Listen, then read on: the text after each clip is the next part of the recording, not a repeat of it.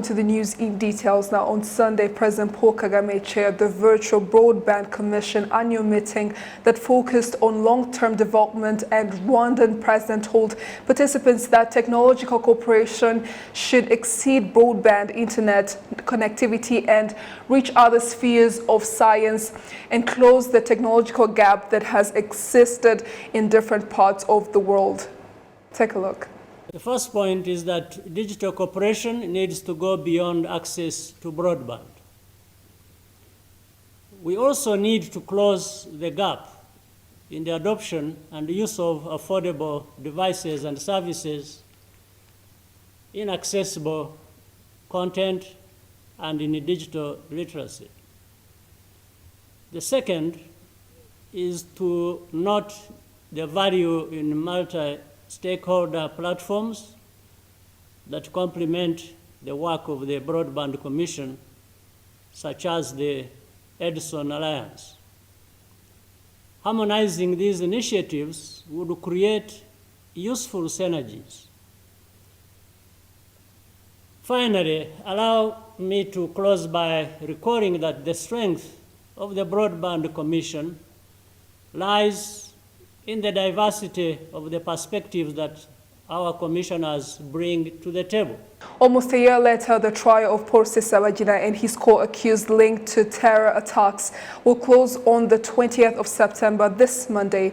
Ahead of the final verdict, Gloria Mutesi recounts the key highlights of the trial to date.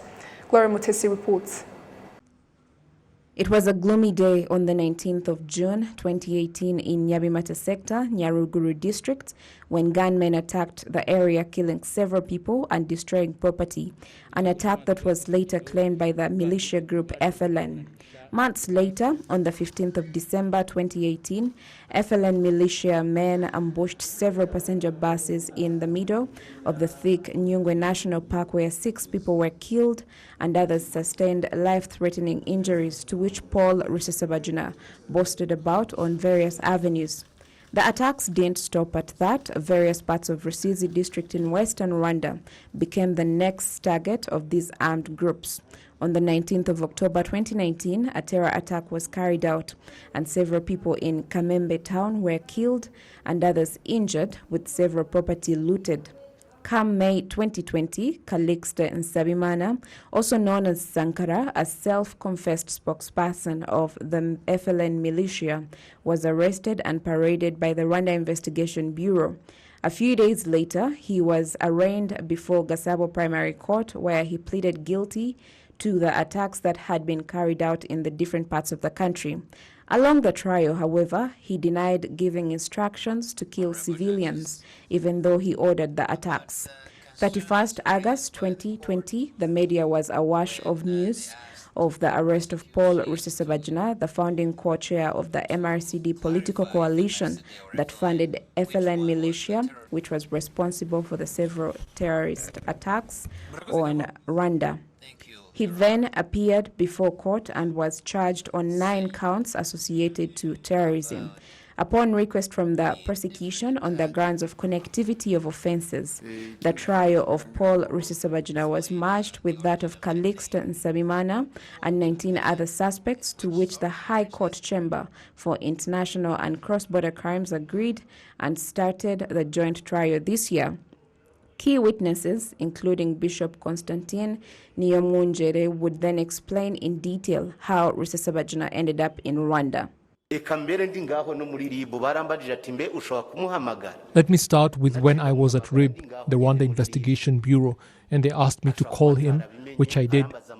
I don't think he was aware that I was at RIB, and asked me how I was, which I responded, saying that I was fine, and asked him where he was, and he said he was in the US.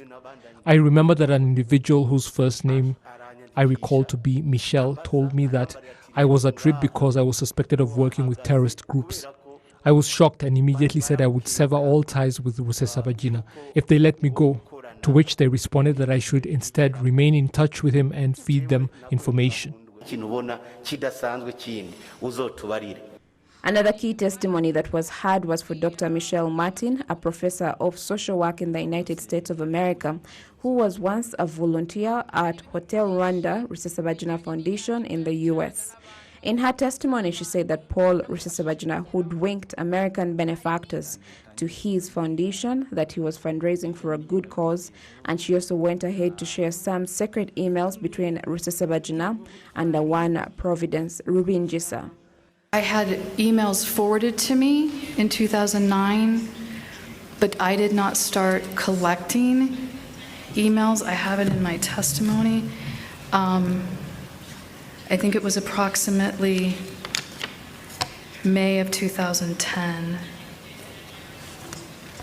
I think it was around the middle of 2010. Because I remember that it was after the American attorney came here and got arrested. It was after that point that I was certain that I wasn't dealing with genocide survivors. I believe it was after that point that I started taking screenshots and then I started copying the emails.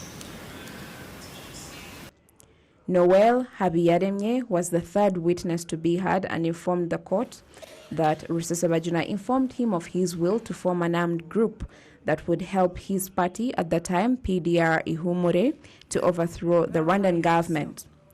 In March 2021, Paul Rusesabagina then went ahead and boycotted the trial on grounds that he did not expect justice, to which the High Court Special Chamber for International and Cross-Border Crimes decided to continue the trial without him. Prosecutors would then go ahead and present some of the victims of the attacks who narrated the impact these attacks had on them. Prosecution then went ahead and pronounced the penalties for the suspects once convicted, where they asked court to give Paul Rusesabagina a life sentence and for Calixte Nsabimana a 25-year jail term. Rwandans, especially the victims of the FLN militia attacks, wait to know how the judge will rule in the terrorism-related charges against Paul Rusesabagina and his 20 co-accused, a verdict scheduled for September 20th, 2021. Gloria Mutesi reporting for RTV News. With more than 1.3 Rwandans now having received both the doses of the vaccine and the COVID-19 vaccine, and another 2 million also having been given the first jab. Those working in the health sector note that the mass vaccination program, together with the preventive measures in place, are what is helping to significantly slow down the spread of the virus, as well as hospitalization in severe cases.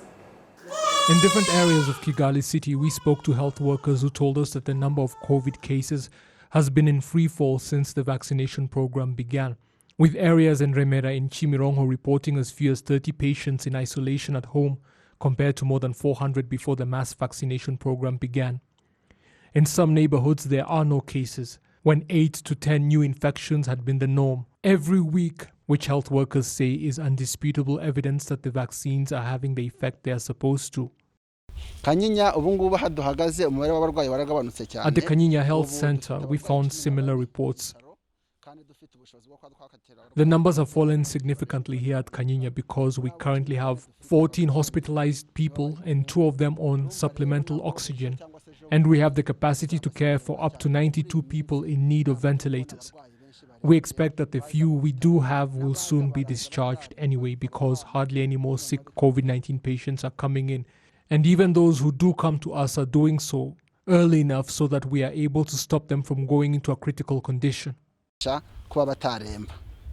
the Nyarugenge District Hospital, we found only 31 of its 136 beds reserved for COVID-19 patients occupied, 11 of them on ventilators. As of Saturday, more than 1.3 million Rwandans had received both doses of their COVID-19 vaccine, and close to 2 million have been given the first jab. The country's objective is to vaccinate 60% of all eligible individuals by the end of next year. As the campaign against COVID-19 virus is still ongoing in various districts in Kigali City, Kicukiro district has taken an even bigger step to use the helicopter to spread the message, reminding people to keep adhering to the COVID-19 preventive measures. Since the COVID-19 pandemic hit Rwanda in March 2020, There has been a campaign to educate the locals about this virus and sensitize them to abide by the COVID-19 preventive guidelines. After the city of Kigali stepped up its campaign on Monday, Kicukiro district took an even bigger step to use a helicopter to remind the public to keep adhering to the preventive guidelines, as explained by the executive administrator for Kicukiro district, Mutesi Solange. We use the helicopter so that the locals can take this message more seriously and wherever they are in their workplace to be reminded that COVID-19 is still real. And as they see the message about COVID-19 written on the helicopter, we hope that they be reminded to take the preventive guidelines seriously. The message written on the helicopter says, "Stop COVID-19." It flies over places where many people are able to read the message, as its purpose is to remind them. We use a helicopter and it shows how much value we give the message, which is why we use all possible means. It's like during wars when it gets tough. Planes are needed to intervene and to help. So in our case, we use a helicopter because we need the message to be loud and clear. Our role as individuals is to be held accountable at every level because the government invested in so much effort. This should make people realize the intensity of the situation and how serious this virus is and play their part as well. We saw the helicopter with its message on COVID-19, and the message did remind us to keep respecting the preventive measures. Likewise, in other districts of Kigali City, people are being sensitized to keep adhering to the COVID-19 preventive guidelines through organized meetings or gatherings or written message in various public places. The campaign against COVID-19 started at the beginning of this week and will end in October 2021, as the sector in Kigali that does it best will be rewarded a car. There have been differing views among members of the general public over the money given to expectant and nursing mothers classified as some of the most vulnerable in society. Now, the women say, however, that the more than 20,000 Rwandan francs they receive every 3 months in welfare money has been helping them significantly. The women in question are given 22,500 Rwandan francs every 3 months as part of the Vision Umurenge program, or VUP, of assisting some of the most vulnerable people in society. But the initiative has raised controversy among some that it is encouraging people to reproduce irresponsibly. If they keep giving those women money, they will stop practicing family planning. I believe it is better to just provide them with family planning options and leave it at that. No, it does not encourage them to just give birth because they are also being given training on different family planning methods and their benefits, while that money helps them to meet their needs. Local officials, as well as those at the Local Administrative Entities Development Agency, argue that claims that the financial help is encouraging poor women to give birth without considering the consequences are unfounded, because areas where the initiative has been introduced are showing the exact opposite, with more than 80% of the beneficiaries now using different family planning methods, and the money helping to fight things like malnutrition among toddlers. More than 107,000 expectant and nursing mothers, considered among some of the most vulnerable in society, have been receiving the money. Chicken farmers have been complaining about the shortage of feed, saying the climbing prices are causing them losses. Now, officials say the problem is being caused by a shortage of soya in the country and a substitute is being sought. The poultry farmers located in Rwamagana district say the situation they find themselves in is a nightmare that keeps getting worse, and they're now facing severe losses. Every day chicken feed prices keep going up instead of reducing, and it is because soya is so expensive due to shortages. Local farmers simply do not grow enough soya and do not do it at a professional level. 1 kilo of soya used to cost 550 Rwandan francs 2 months ago. Now it is between 950 and 1,000 Rwandan francs, and it is really difficult to even find it. More soya should be grown in the valleys and up on the hillsides. The root cause of this shortage is that both humans and livestock consume soya and maize. That is the problem. There is also the matter of not enough farmers in Rwanda growing soya, and we have to import it from places like Zambia and Malawi. We need to find alternatives to soya, and quickly. but also encourage local farmers to grow it, starting with people like poultry farmers like us that need it the most. Officials at the Rwanda Agriculture Board say the problem is global and not just here in Rwanda, because large countries like China have been increasing their demand for soya because of the large numbers of livestock that they rear.